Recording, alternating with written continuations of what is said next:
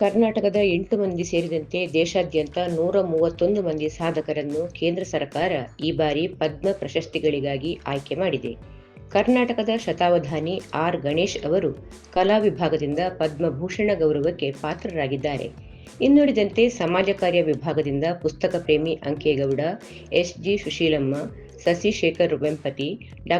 Suresh anganwadi, G. T. Jagannathan, Shubha Venkatesh Iyengar ಮತ್ತು ಪ್ರಭಾಕರ್ ಕೋರೆ ಅವರನ್ನು ಪದ್ಮಶ್ರೀ ಪ್ರಶಸ್ತಿಗೆ ಆಯ್ಕೆ ಮಾಡಲಾಗಿದೆ.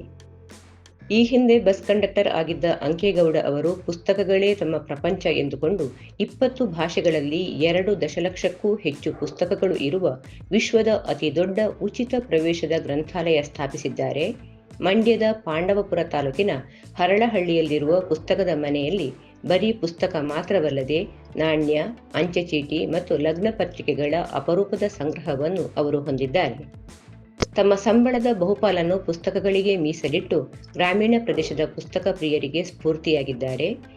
ಉದ್ಯಮಿ ಹರಿ ಕೋಡೆ ಅವರು ನಿರ್ಮಿಸಿಕೊಟ್ಟಿರುವ ಈ ಪುಸ್ತಕದ ಮನೆ ಲಿಮ್ಕಾ ಬುಕ್ ಆಫ್ ರೆಕಾರ್ಡ್ಸ್ನಲ್ಲೂ ಸ್ಥಾನ ಪಡೆದಿದೆ.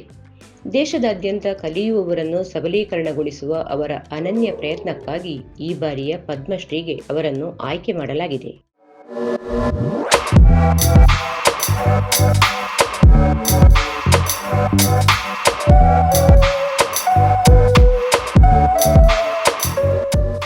ದುನಿಯಾ ವಿಜಯ್ ಅಭಿನಯದ ಲ್ಯಾಂಡ್ ಲಾರ್ಡ್ ಸಿನಿಮಾ ಎಲ್ಲೆಡೆ ಭರ್ಜರಿ ಪ್ರದರ್ಶನ ಕಾಣುತ್ತಿದ್ದು ಪ್ರೇಕ್ಷಕರಿಂದ ಭಾರೀ ಮೆಚ್ಚುಗೆ ವ್ಯಕ್ತವಾಗುತ್ತಿದೆ.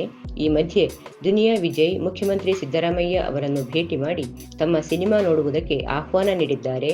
ಈ ಕುರಿತು ಸಾಮಾಜಿಕ ಮಾಧ್ಯಮ ಎಕ್ಸ್ನಲ್ಲಿ ಪೋಸ್ಟ್ ಮಾಡಿರುವ ಸಿಎಂ ಸಿದ್ದರಾಮಯ್ಯ ಅವರು, ಲ್ಯಾಂಡ್ ಲಾರ್ಡ್ ಚಿತ್ರತಂಡ ನನ್ನನ್ನು ಭೇಟಿಯಾಗಿ ತಮ್ಮ ಚಿತ್ರ ವೀಕ್ಷಣೆಗೆ ಆಗಮಿಸುವಂತೆ ಪ್ರೀತಿಯಿಂದ ಆಹ್ವಾನಿಸಿದರು ಎಂದು ತಿಳಿಸಿದ್ದಾರೆ. ಈ ಚಿತ್ರದ ಮೂಲಕ ಸಮಾಜದಲ್ಲಿನ ಜಾತಿ ಅಸಮಾನತೆ ಮತ್ತು ಸಾಂವಿಧಾನಿಕ ಮೌಲ್ಯಗಳ ಮೇಲೆ ಬೆಳಕು ಚೆಲ್ಲುವಂತಹ ಪ್ರಯತ್ನವನ್ನು ಚಿತ್ರತಂಡ ಮಾಡಿದೆ. ಇತ್ತೀಚಿನ ದಿನಗಳಲ್ಲಿ ಸಾಮಾಜಿಕ ಕಳಕಳಿಯ ಕಥಾಹಂದರದ ಸಿನಿಮಾಗಳು ಮೂಡಿಬರುತ್ತಿರುವುದು ಅಪರೂಪ. ನಿಜಕ್ಕೂ ಇದೊಂದು ದಿಟ್ಟ ಪ್ರಯತ್ನ. ಇದಕ್ಕಾಗಿ ಇಡೀ ಚಿತ್ರತಂಡಕ್ಕೆ ಅಭಿನಂದಿಸುತ್ತೇನೆ ಎಂದು ಮುಖ್ಯಮಂತ್ರಿ ತಿಳಿಸಿದ್ದಾರೆ.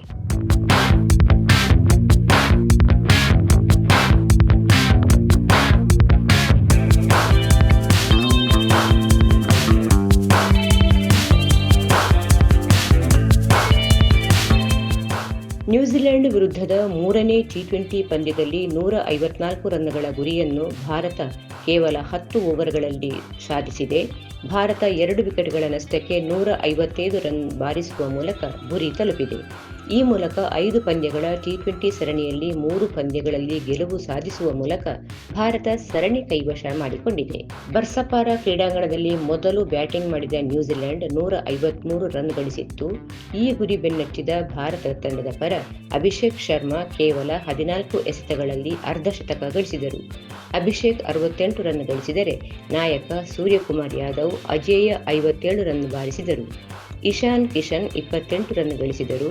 3ನೇ ಟಿ20 ಗೆಲ್ಲುವ ಮೂಲಕ ಭಾರತ 5 ಪಂದ್ಯಗಳ ಸರಣಿಯಲ್ಲಿ ಅಜೇಯ 3-0 ಮುನ್ನಡೆ ಸಾಧಿಸಿತು.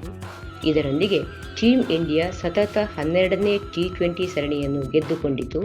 4ನೇ ಪಂದ್ಯ ಜನವರಿ 28ರಂದು ವಿಶಾಖಪಟ್ಟಣದಲ್ಲಿ ನಡೆಯಲಿದೆ.